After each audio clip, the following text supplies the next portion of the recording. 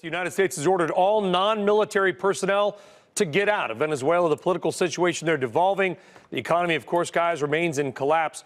Overnight, a bit of a blow to the opposition as well. The head of the military has said that he and the army will side with Nicolas Maduro. The defense minister, Vladimir Pedrino, said his army will fight any effort to remove Maduro. Now, it just does not mean the military will go with him. Remember, these generals, as a guest on Worldwide Exchange said, are, quote, bought and paid for.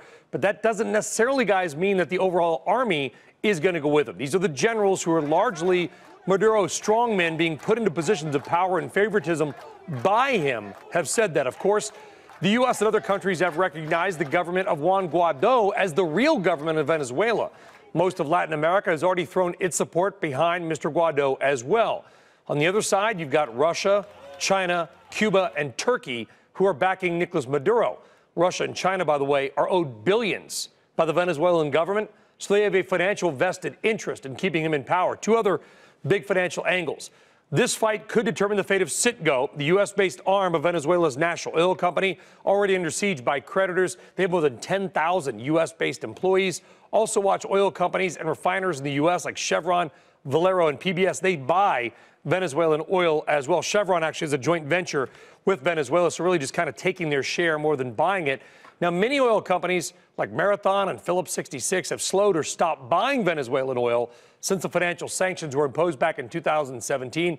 And guys, you know, oil may be the ultimate political weapon here, provides nearly all the Venezuelan government revenues. And if you're not aware of the collapse of Venezuelan oil production, how about these numbers? In 1997, Venezuela produced about 3.25 million barrels of oil a day.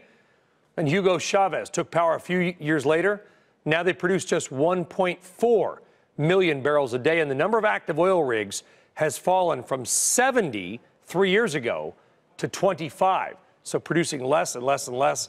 And Kelly, it's not, I guess, impossible to envision a scenario where they're producing less than 1 million barrels of oil a day, which would already just sort of drive a nail into what has been really an economic coffin in a state where you've got people literally digging through the trash to find food, and money is worthless.